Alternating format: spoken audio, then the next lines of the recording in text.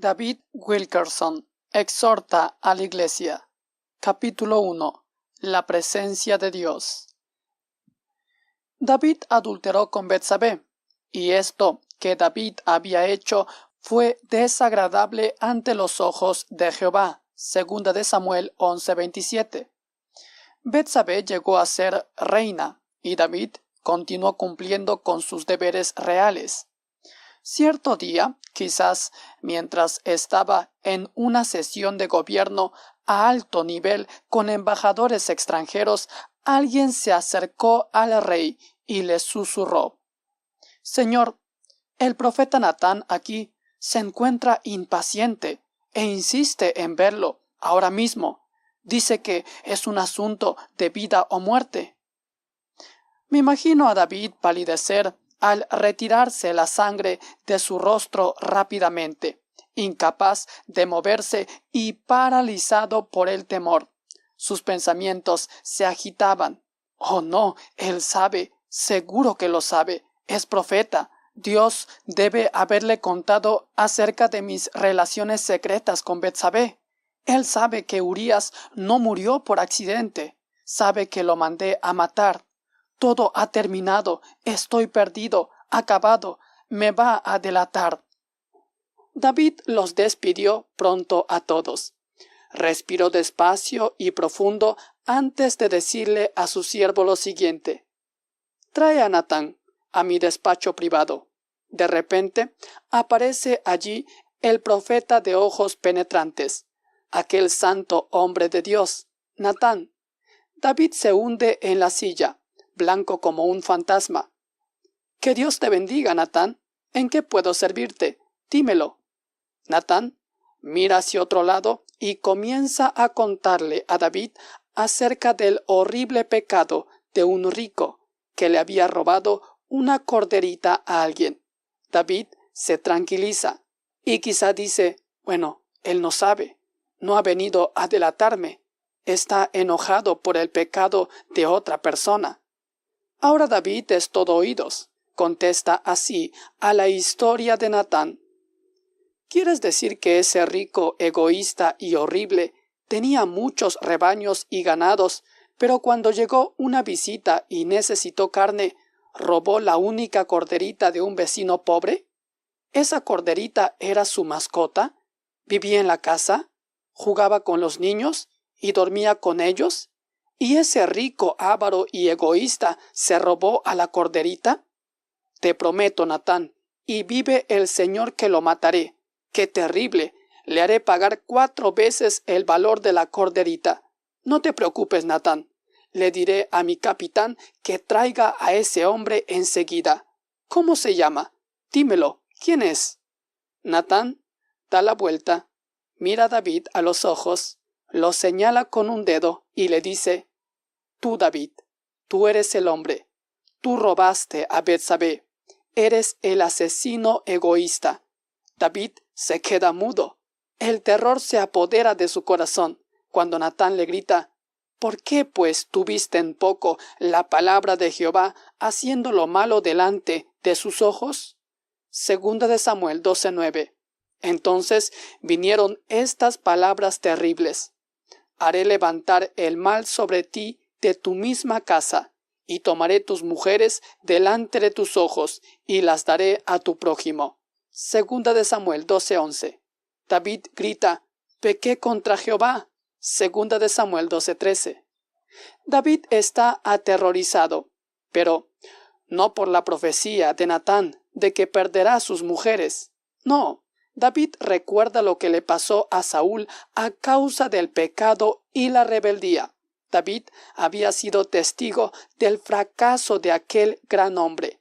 Lo había visto enloquecido cuando la presencia de Dios lo dejó.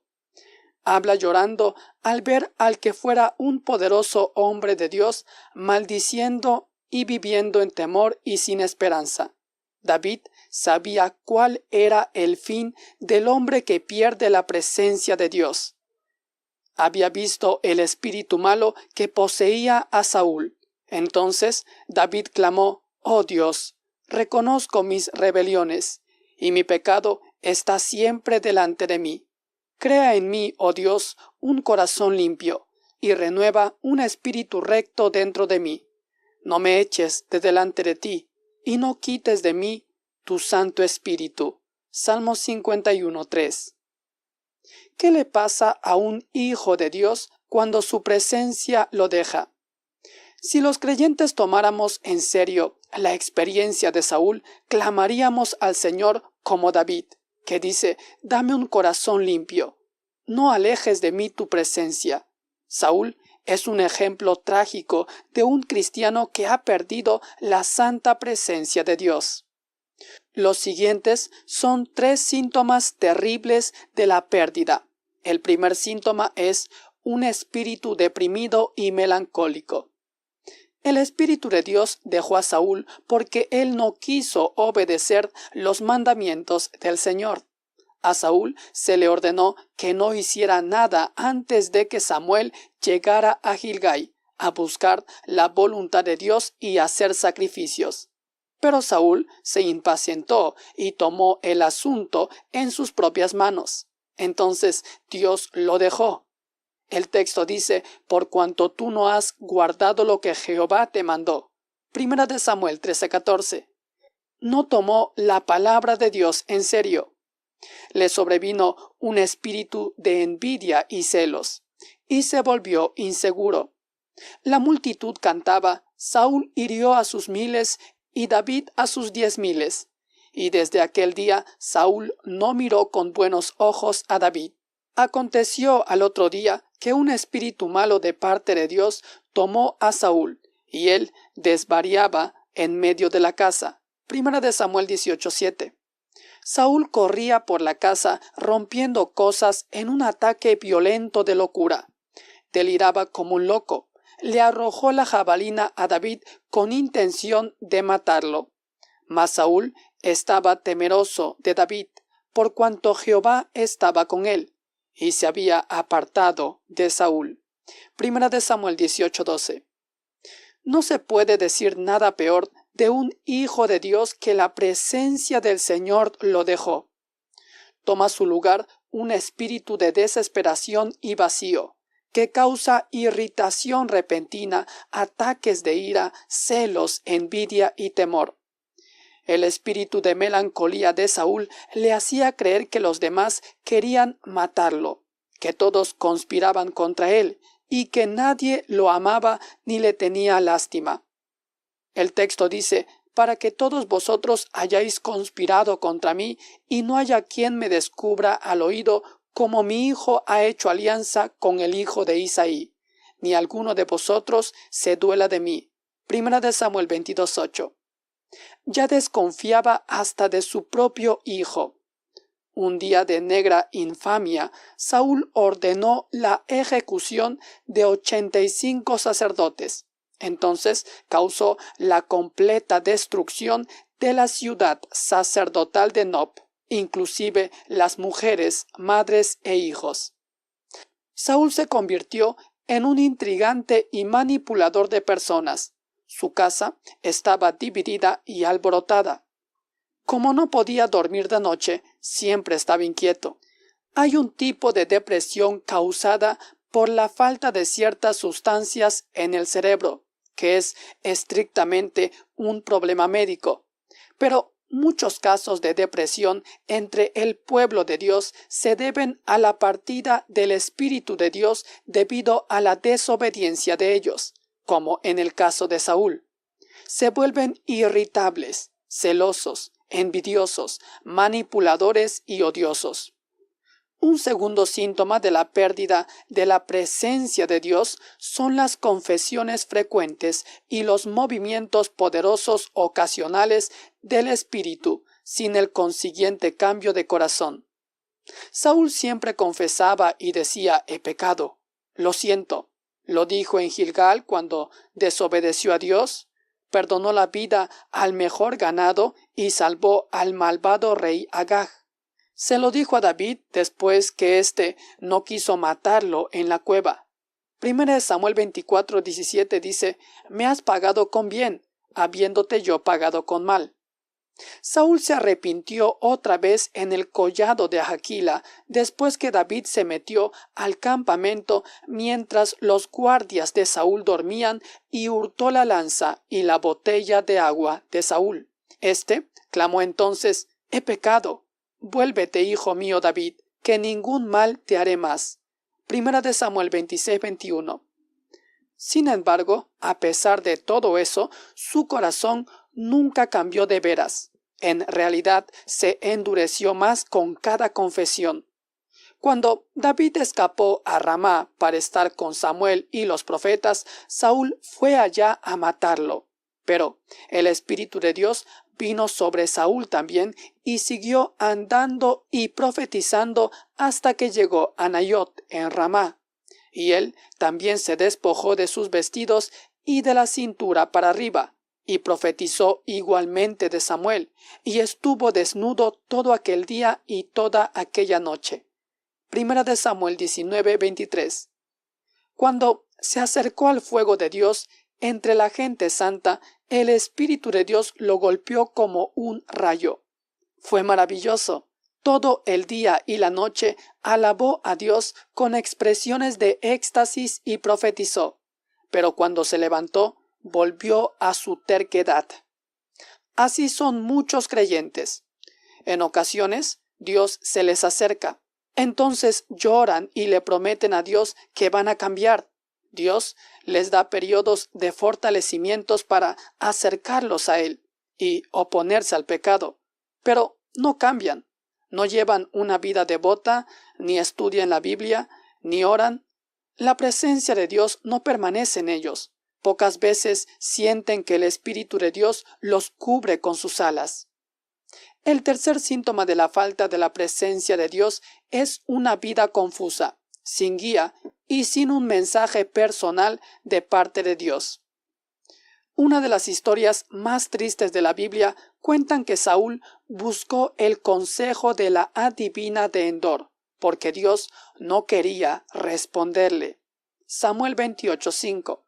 Estas son las sombrías palabras de Saúl. Él dijo: «Dios se ha apartado de mí y no me responde más». Versículo 15. Esa es la triste señal de un cristiano que ha perdido la presencia de Dios. Anda confuso y angustiado, en busca de una palabra de Dios, consultando aún horóscopos y astrólogos, y cualquier cosa o persona que se diga profética. ¿Cómo se pierde la presencia de Dios? Hoy en día los creyentes pierden la presencia de Dios de la misma manera que el pueblo de Israel. Después que Israel fue salvo del Mar Rojo y todos sus enemigos fueron vencidos y quedaron muertos en el mar, el pueblo temió a Jehová y creyeron a Jehová y a Moisés su siervo. Éxodo 14:31. Después que fueron salvos, prometieron darle a Dios una habitación, un lugar en su corazón para guardar su presencia. Toda la nación lo prometió. Éxodo 15:2 dice: «Ha sido mi salvación, este es mi Dios, y lo alabaré, le prepararé una habitación». La presencia de Dios se pierde cuando no se suple un lugar para mantenerla.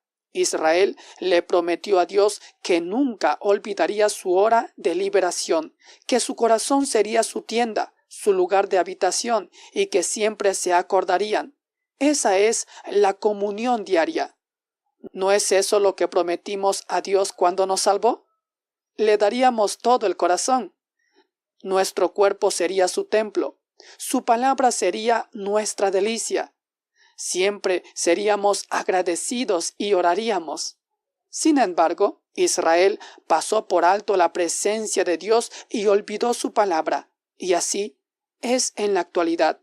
El pueblo de Dios se preocupa tan poco por su presencia que no le da tiempo ni lugar a su espíritu. Rara vez visitan el aposento secreto de oración, que es su habitación, su tienda.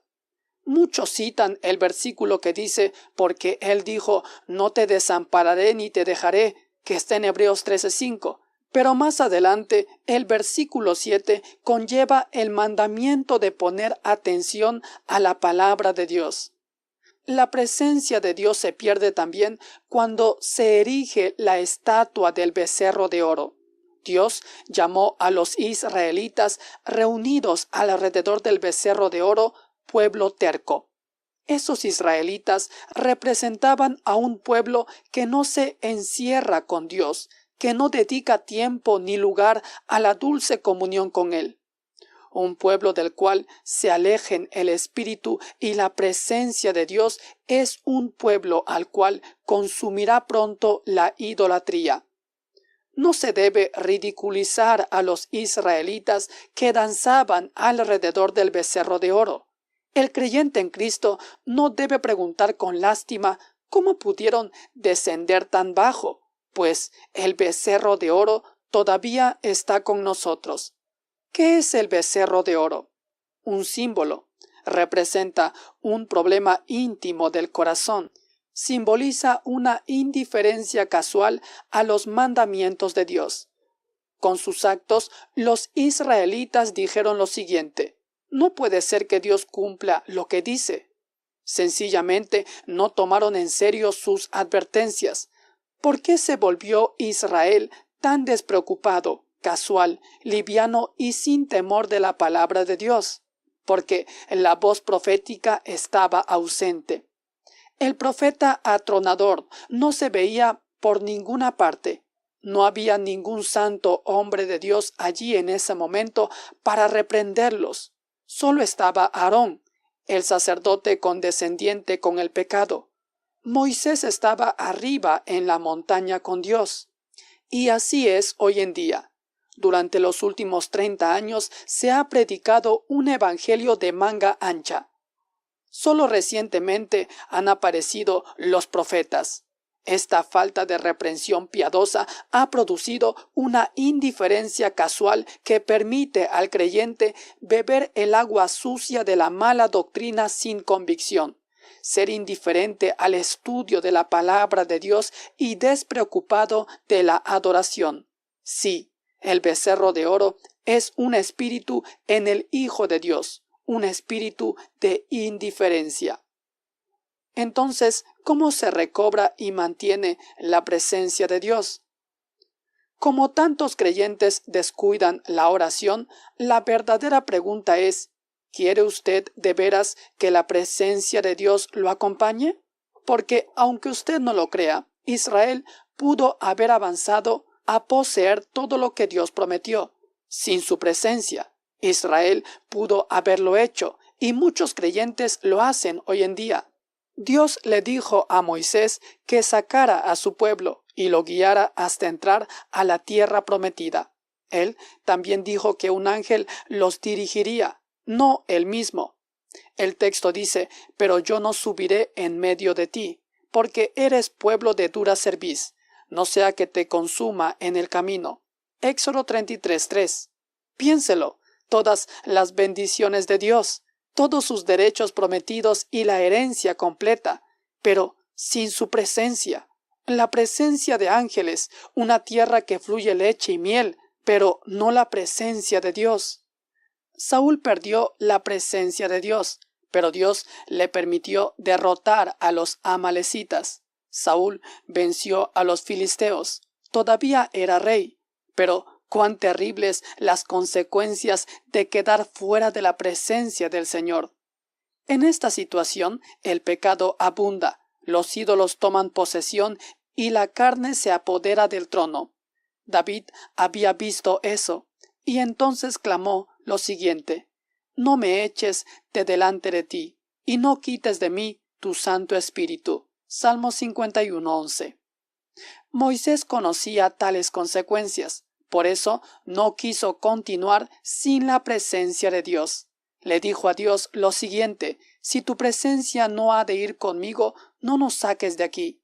¿Y en qué se conoceré aquí que he hallado gracia en tus ojos, yo y tu pueblo? Sino en que tú andes con nosotros, y que yo y tu pueblo seamos apartados de todos los pueblos que estén sobre la faz de la tierra.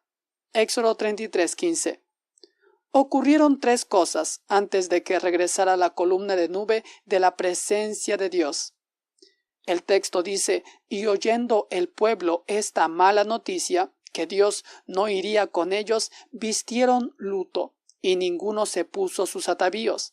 Y Moisés tomó el tabernáculo, y lo levantó lejos, fuera del campamento, y cualquiera que buscaba a Jehová salía al tabernáculo de reunión que estaba fuera del campamento. Cuando Moisés entraba en el tabernáculo, la columna de nube descendía. Veamos, primero, vistieron luto, lloraron, se entristecieron y se arrepintieron al conocer la triste noticia de la partida de Dios. Aprendieron que Dios no habitaría con un pueblo terco que tuviera su palabra en poca estima. Descubrieron que Dios cumple lo que dice. Aunque eran escogidos, Dios dijo que los dejaría. Escuche su palabra. Él dice, convertíos a mí con todo vuestro corazón, con ayuno y lloro y lamento. Rasgad vuestro corazón y no vuestros vestidos, y convertíos a Jehová vuestro Dios. Porque misericordioso es y clemente, tardo para la ira y grande en misericordia, y que se duele del castigo. ¿Quién sabe si volverá y se arrepentirá y dejará bendición tras de él? Joel 2:12. Esa bendición es la presencia del Señor. ¿Dónde están aquellos creyentes que tomen su palabra en serio, lloren, ayunen y busquen a Dios hasta que obtengan una promesa de su presencia?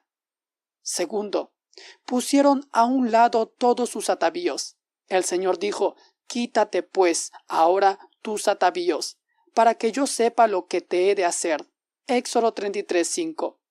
Esto quiere decir que ellos tomaron medidas prácticas para poner a un lado todas las distracciones mundanas. Sus ornamentos eran réplicas de oro y plata de los dioses malvados de Egipto, ratones, cabras y becerros que colgaban de cadenas. Su excusa era, yo no adoro esta cosa que llevo al cuello, es solo un pedazo de oro, no tiene significado, es solo un recuerdo sentimental de Egipto. Sin embargo, Dios sabía que era algo más que eso. El profeta Sofonías advirtió que Dios juzgaría a tales israelitas. Sofonías 1:4 dice, exterminaré a los que se postran jurando por Jehová y jurando por Milcom. El pueblo de Dios había hecho ornamentos pequeños, imágenes del dios moabita y amonita Milcom, que es Moloc, el dios de los sacrificios humanos. Hasta entonces, Dios había soportado con paciencia ese coqueteo, pero ahora el asunto era de vida o muerte. Sus amuletos pequeños les habían hecho construir un becerro de oro. Entonces Dios dijo, ya basta. Lo menos que pueden hacer es desprenderse de todo lo que los atrae, de todas las cosas a las que les sacrifican su tiempo. Los creyentes decimos que queremos la presencia de Dios, pero ni siquiera echamos a un lado las cosas que sabemos que apartan nuestra atención de Él. Josué lo ordenó al pueblo. Él dijo, ahora pues, temed a Jehová y servidle con integridad y en verdad, y quitad de entre vosotros los dioses. Josué 24:14. Quitad en hebreo significa despedid vuestros dioses. Dios manda muy en serio, no traerás cosa abominable a tu casa. Deuteronomio 7:26. No toques lo inmundo, no pongas ninguna cosa mala delante de tus ojos. Anda delante de mí irreprensible. Por eso se desprendieron de todo lo que ofendía a Dios. Tercero, Moisés levantó una tienda fuera del campamento. Todavía no se había construido el tabernáculo. Aquella era un pabellón especial, un lugar de habitación para la presencia de Dios, situado fuera de toda distracción y lejos del campamento.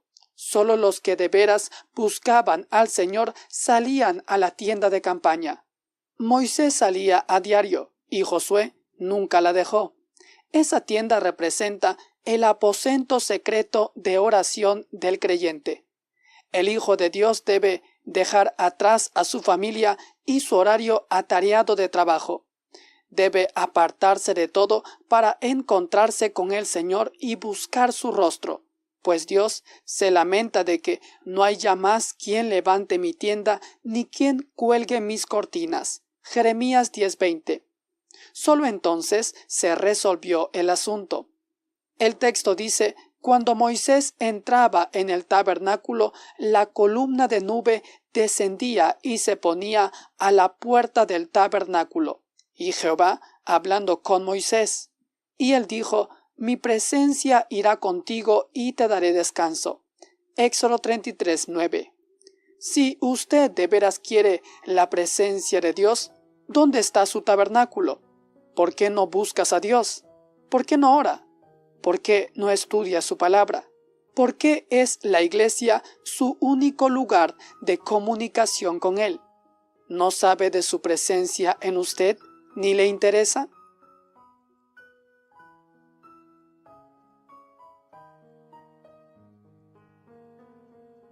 Hemos escuchado el capítulo 1 del libro Exhorta a la Iglesia de David Wilkerson. En la siguiente transmisión estaremos viendo el capítulo 2, Oír la voz de Dios. Si aún no forma parte del canal Gracia Incomparable TV, le invitamos a suscribirse y a darle a la campanita para que cada vez que subamos un nuevo video, YouTube le sea avisando al instante. Desde ya, que Dios lo bendiga grandemente.